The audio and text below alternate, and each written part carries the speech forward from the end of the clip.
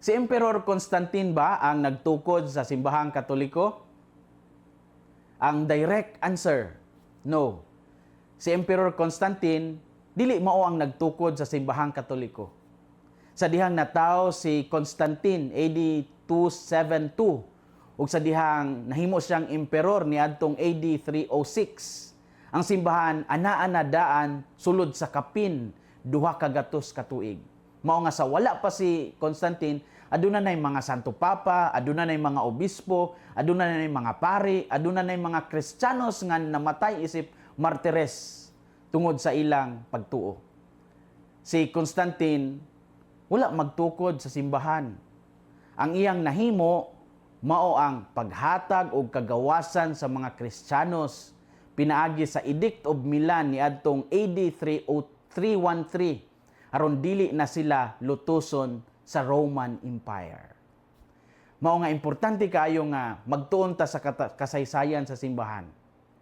Kung atong basahon ang mga sinulat sa unang mga Kristiyanos sama ni Saint Ignatius of Antioch, Saint Irenaeus, si Saint Justin Martyr, makita nato nga daghan sa mga pagtulunan o pamaagi sa Katolikong simbahan anaa na sa wala pa mataw si Constantine.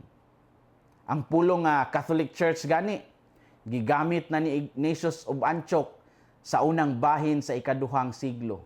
Mga usa ka gatos ka tuig sa wala pa si Constantine nahimong emperor. Kasubo nga daghang Katoliko karon ang walay hanaw sa kasaysayan sa ilang kaugalingong simbahan.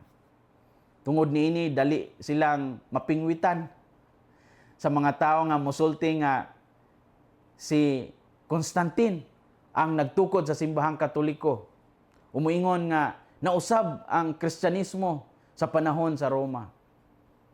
Apan kung atong susihon ang mga dokumento, mga sulat, mga testimonya sa unang siglo sa mga Kristiyanos, makita nato nga sayop kana nga mga akusasyon. Ang problema, dili kay kulang ang kamatuuran sa simbahang Katoliko. Usahay, kulang lang ang atong kahibalo sa kasaysayan niini. Mao nga, dali kayo ta mutuo kung moingon ang ubang sekta nga si Constantine mao ang nagtukod sa Kristyanismo.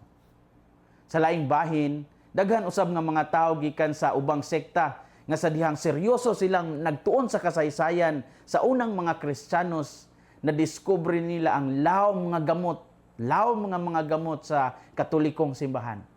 Ang kasaysayan adunay kaugalingon nga tingog ug sa kasagaran kung sundo nato ang mga ebidensya gikan sa panahon sa mga apostoles hangtod sa unang mga siglo, makita nato ang walay pagkabugto nga kutay sa pagtuo, sa pagpangulo, sa pagsimba nga nagpadayon sa Katoliko nga simbahan. Busa, mga anak sa Dios, ayaw kahadlok sa kasaysayan.